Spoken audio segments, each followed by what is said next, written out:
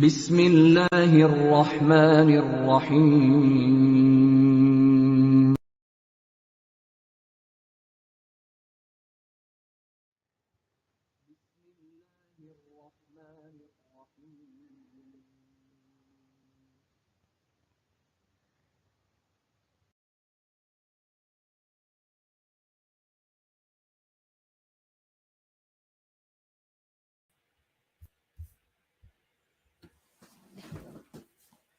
Assalamu alaikum.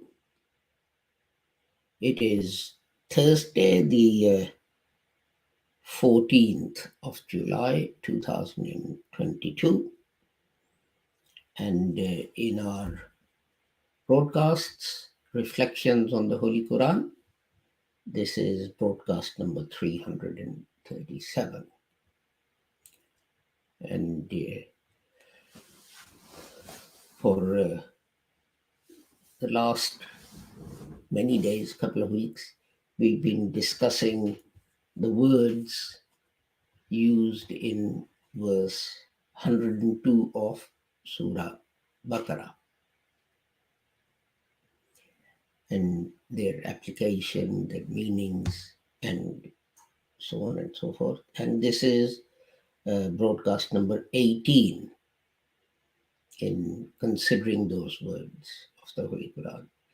These broadcasts are brought to you courtesy of Laser, Lahore Ahmadiyya School of Education in Religion, which is a branch of the Lahore Ahmadiyya movement, also known as the Ahmadiyya Anjuman Islam, and so on.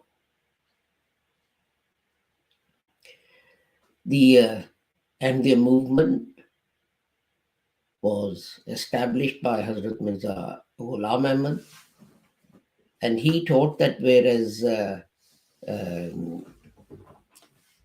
non-member Muslims believe that after the Holy Prophet Muhammad, at least one more prophet can come, if not more. This is not correct because the Holy Quran says that the Holy Prophet is Khatamun Nabiyyin, and the Holy Prophet explained that by saying, La Nabiya Badi, there is no prophet after me. So now no prophet is going to come, whether an old one or a new one. But people ask the Holy Prophet, what will happen to Muslims when they are in difficulty and need guidance? And the Holy Prophet said that God will raise Mujaddideen, reformers. And Hazrat Mirza Ghulam Ahmad Sahib Rahmatullah claimed that in accordance with this hadith, he was one of the Mujaddidis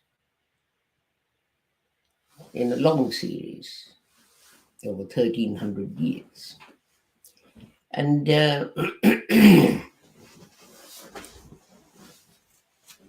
he also said that other ahadith speak of the coming of a Messiah to save Muslims and a Mahdi to guide Muslims and so on. These were in fact titles of one and the same person who was one of the Mujaddids. And the signs, the prophecies were fulfilled in his advent. And this is why we say Hazrat Mirza Ghulam Ahmad Masih Maud salam. He's still a Mujaddid, doesn't make him a prophet. And this led to many people calling Hazrat Mirza Ghulam Ahmad and the members of his Jamaat as kafirs, heretics. But Hazrat Mirza Ghulam Ahmad Rahmatullah pointed out that the Holy Prophet says that if one reciter of the kalima says to another reciter of the kalima that you are not a Muslim, you're a heretic, it is the person saying it who's the heretic. Who is the heretic? So we should not utter such words. And Hazrat Mirza Ghulam Ahmad also taught that although other Muslims say that some prophetic revelation is missing from the Holy Quran and some prophetic revelation which is in the Holy Quran is abrogated and cancelled and so on, this cannot be true.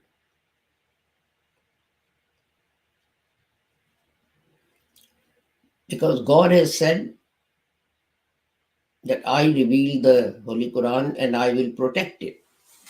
That being the case, how can anything be missing from it? And how can anything which is in it be cancelled or abrogated? And Hazrat Mirza Ghulam Ahmad also taught that jihad is a fundamental duty of every Muslim. But it doesn't mean you take up the gun or the sword and you start killing non-Muslims if they don't recite the kalima. He referred to the Holy Prophet's definition of jihad, who, when returning from fighting, said Muslims are returning from Jihad-e-Asghar, the minor jihad, the minor struggle, to Jihad-e-Akbar, the greater struggle. And then explain what the greater struggle was. Jihad bin nafs, a jihad, a struggle against your own self, against your own inner self. You sorry, your desires, your feelings, envy and hatred and enmity and 1,000 others that I need not repeat. That is the real jihad. So let us turn to the Holy Quran. And as I said previously, this is a long verse, so I only recite the phrase which contains the words that we're going to look at. أعوذ بالله من الشيطان الرجيم بسم الله الرحمن الرحيم ويتعلمون بما يضرهم ولا ينفعهم, and they learn that which harms them and profits them not. This is carrying on what we were talking about previously. It started off with the allegations against Solomon that he indulged in sorcery and all manner of things. And there were bits of paper on which magical incantations were written, and he dug up the ground under his throne and he buried them and so on. And he used that magic to make his kingdom strong, etc., etc. And some people said, well, we've dug up that place and we found the bits of paper and we have them, and if you have a problem, you come to us and talk to us and we'll tell you what the magic formula is to overcome whatever problem it is you are facing, whatever difficulty it is, whatever trial or tribulation, etc.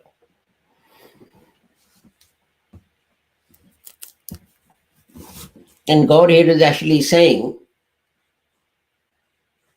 that these things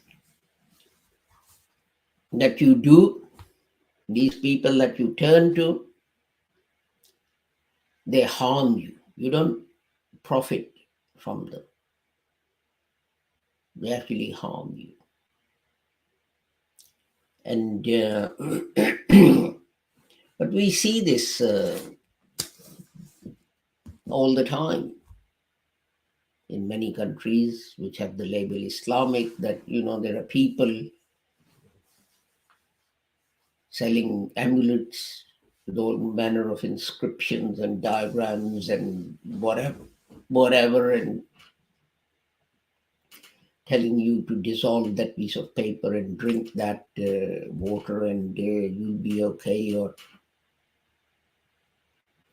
or they recite something and then they blow it on a glass of water and ask you to drink it, and if you're ill, that will cure your illness, etc., etc. God is saying, none of that is going to profit you. It will all hurt you. It hurts you in a way, in a psychological way, because rather than having any confidence in yourself, you start turning to these things. You don't think you can solve these problems, but these people with these magic formulas will solve your problems for you. And basically, you start losing confidence. But anyway, let's turn to my notes. The first word used is ma, which means what. It's only 2 letters. So that is it. The next word is yadurruhum. And our next expression is yadurruhum. And it consists of 2 parts, 2 segments. Hum, which is a pronoun, and yadurru, and that has the root dal, ra, ra, dad, not dal, dad, ra, ra. My apologies. So that root, 11 words made from this root, these 3 letters, are found in the Holy Quran, and in total, the words based on this root occur 74 times in the Holy Quran. Those 11 different words. For example, 19 times we have yadurra. And again, 19 times dur. And 10 times dar. And 9 times darra. And 7 times uddurra. Uddurra. And then after that, 9 times, I think, darra. Maybe I said it, I don't know. So, and basically, if I can find the notes, having said basically,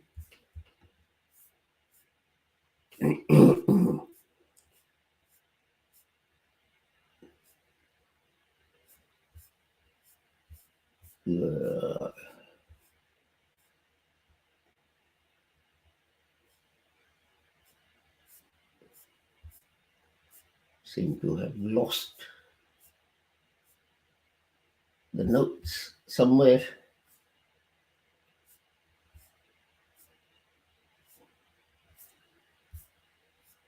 I'm desperately looking for them.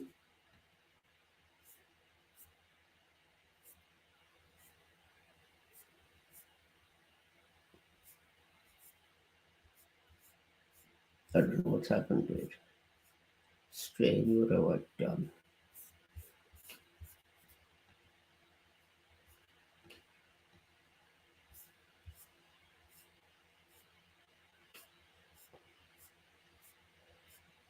Right. I think I was going in the wrong direction looking for the. Yes, that's right. Okay. Sorry, my notes got out of order and I couldn't find where the notes for this were. So, Adurro refers to shortcoming, any kind of shortcoming. And it can apply to anything. It can apply to your character. You can, if you're not known for speaking the truth, it applies to you. If you're stingy with money,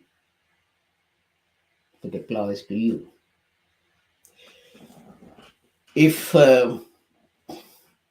you don't have sufficient knowledge, supposing you apply for a job or a promotion or admission somewhere and you lack knowledge, then this will apply to you. And in fact, it also applies to physical things like, I wear glasses, so if you're hard of hearing or whatever disability you might have, the same word applies because you don't have what is needed, basically. There's a shortcoming coming. And it applied to resources, money, and also position in a society. I mean, like, for example, Bahadur Shah Zafar, one day he was known as the Emperor of India, and the next day he'd been defeated and was hiding in the basement of Humayun's tomb. So, his worldly position had been destroyed. And in one verse of the Holy Quran, it's referred to in general terms, chapter 21, verse 84. فَكَشَفْنَا مَا بِهِ مِن دُرِّ. And the problem they had, the shortcoming they had, the difficulty they had, it was removed. Now, it doesn't say whether it was financial, physical, spiritual, health-wise, what it was. It could be anything. We don't know. But the interesting use of the word is in chapter 10, verse 12, where God says that وَأَنَّا كَشَفْنَا عَنْهُ دُرَّهُ مَرَّةً لَمْ يَدْعُنَا إِلَى دُرٍّ مَسَّهُ. Okay, when a person is in difficulty, and then we remove that difficulty, then he forgets us, as if he never called on us to help him get out of that problem. And this is a statement of human psychology. It's happened to me, I'm sure it's happened to you, that someone was in difficulty and he was making you all kinds of promises and all this kind of thing, and promising you all kinds of things if you help him, and once he's out of that difficulty, he'll do this for you and he'll do that for you. And Once they're out of that difficulty, it's as if you didn't do anything for them. But the interesting thing God is pointing out is this, that God says they do it to me. So what's the point of my complaining that this happens? If people do this with the master and the creator of the universe, why should I expect anything different? And the point is that, you see, when these people do this, God doesn't withdraw their access to clean air or clean water or anything. God still keeps supplying them. But what do we do? And there's a practical example of this, that we know that the hypocrites of Medina started this rumor against Hazrat Aisha Radhiyallahu Ta'ala and so on. And then eventually God cleared her. And the leader, or one of the leaders, if not the leader, was a young man from a family. They were related to Hazrat Abu Bakr Radhiyallahu Ta'ala. And he used to help them, give them some money because they were poor and had no money and all this kind of thing. And of course, Hazrat Abu Bakr was very, very angry that, they started this rumor tarnishing the reputation of my innocent daughter. And he said he will never help them again. And upon that, God said, just think, if I were to withdraw my favors from all the people who do this to me, who abuse me, who blame me, who call me names and so on, do you think there's anyone in the world who would not be punished and die? So in this verse, God is saying, well, this is your psychology, that you are an ungrateful creation. You do it to each other. If you do it with God, who are you going to leave? You're not going to leave anyone. You're going to do it with everyone. And God says that what you do is, as says here, that you turn to those things who can't help you. And this happens, your wife has got upset and left you. Well, here is this magic formula. Read it and blow in her direction. And inshallah, in a few days, her heart will soften and she'll come back. Or your son left home and you never heard from that again. If you recite this incantation, he'll come back again, and so on. Sometimes they do these things to try and harm other people. And God says, that these things don't benefit them. They actually harm them. They don't harm the other party.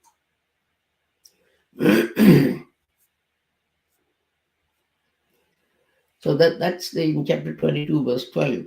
God says, Yad'u min dunillahi ma la yadurruhu wa ma la yanfa'uhu. That human beings call upon those things which can neither harm them nor benefit them. And maybe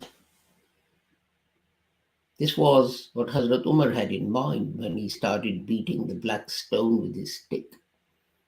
Because he was saying, I know you can't harm me. I know you can't benefit me.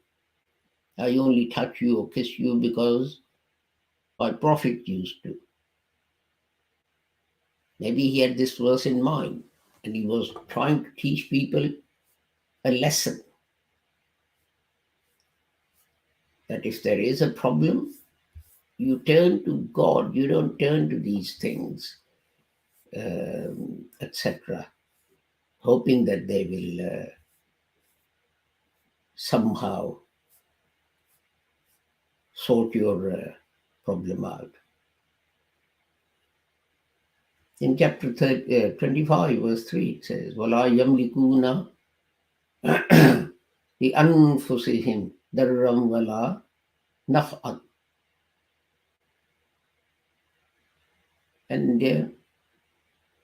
they have no power over profit or loss. But see, God has given us many things for our benefit. And the things we turn to harm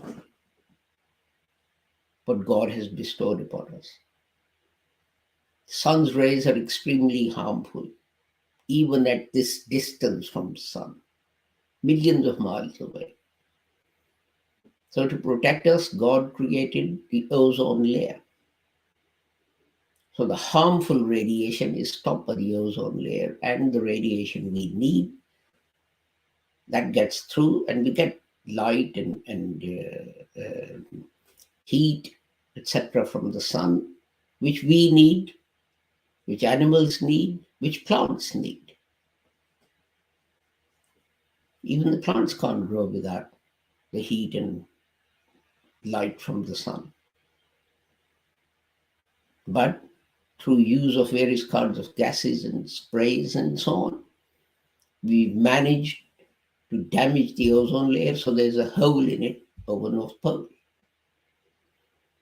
And later on, the governments realized that, for example, some of the gases used in fridges and freezers and air conditioners were harmful and damaging to the ozone layer and so on. So they tried to ban them in the UK and in the West and United States and so on. So what did people do?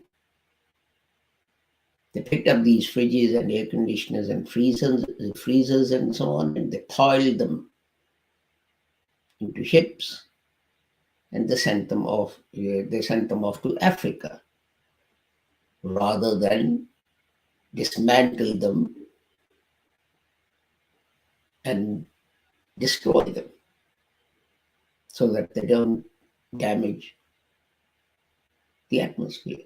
And this is what God says: you do these things, and they harm you. They don't profit you. You do things to harm yourself.